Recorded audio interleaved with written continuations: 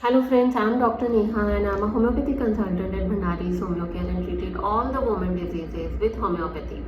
आज हम बात करेंगे एक बहुत कॉमन प्रॉब्लम के बारे में which is the vaginal discharge और सफ़ेद पानी।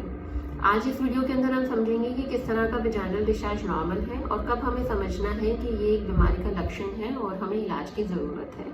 तो सबसे पहले हम बात करेंगे नॉर्मल विजाइनल डिस्चार्ज के बारे में। बेसिकली अगर आपका विजाइनल डिस्चार्ज ट्रांसपेरेंट है या ऑफ वाइट कलर के अंदर है, ये किसी भी तरह की इचिंग नहीं कर रहा है, आपको किसी भी तरह की इरिटेशन क्रिएट नहीं कर रहा है, इसमें कोई स्मेल नहीं आ रही है, तो ये कम्प्लीटली नॉर्मल है। विजाइनल डिस्चार्ज पूरे महीने के अंदर अमाउंट या कंसिस्टेंसी में चेंज होता रहता है। जनरली मेंसेस के 14th डे के ऊपर ओव्यूलेशन के टाइम पर इसका अमाउंट बढ़ जाता है और मेंसेस होने से हफ्ते भर पहले भी इस तरह के डिस्चार्जेस का बढ़ना कम्प्लीटली नॉर्मल होता है। इस तरह के विजाइनल डिस्चार्जेस जनरली हमारे हेल्दी रिप्रोडक्टिव सिस्टम के लिए बहुत ज़रूरी होते हैं, so it is completely normal. कुछ हद तक ब्राउन डिस्चार्ज की स्पॉटिंग होना मेंसेस से कुछ दिन पहले या बाद में, ये भी कम्प्लीटली नॉर्मल होता है क्योंकि ये आपका खुद का मेंस्ट्रुअल ब्लड होता है जो ब्राउन स्पॉटिंग की फॉर्म में बाहर आता है। सो एबनॉर्मल वाइट डिस्चार्ज क्या होता है?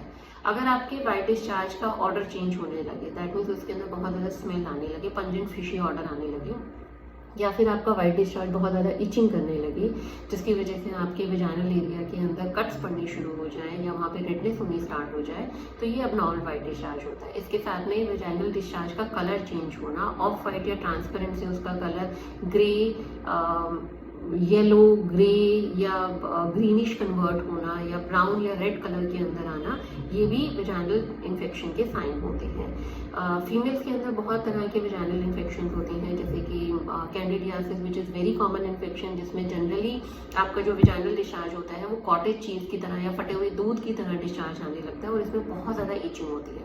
इसके साथ में दूसरा कॉमन इन्फेक्शन होता है बैक्टीरियल वेजिनोसिस, जिसमें आपको फिशी ऑर्डर आती है, ट्रांसपेरेंट डिस्चार्ज होता है बट बहुत स्ट्रॉन्ग पंजेंट फिशी ऑर्डर होती है और इसमें बहुत ज़्यादा इचिंग होती है पेशेंट को। इसके साथ में ट्राइकोमोनियासिस होना या क्लाइमीडिया इन्फेक्शन होना, सेक्सुअली ट्रांसमिटिंग डिजीजेस, गोनोरिया, ये सब कॉमन विजाइनल इन्फेक्शन होते हैं जो अगर प्रॉपरली ट्रीट नहीं किए गए तो ये आपके इन्फेक्शन विजाइना से ट्रैवल करके अपवर्ड मूव करते हैं और ये आपको पैल्विक इन्फ्लेमेटरी डिजीजेस का एक मेजर कारण बनते हैं। सो इस तरह के इन्फेक्शन या इस तरह के विजाइनल डिस्चार्जेस अगर आप फेस कर रहे हैं तो आप अपने डॉक्टर से तुरंत कंसल्ट करें और इसका प्रॉपर ट्रीटमेंट लें।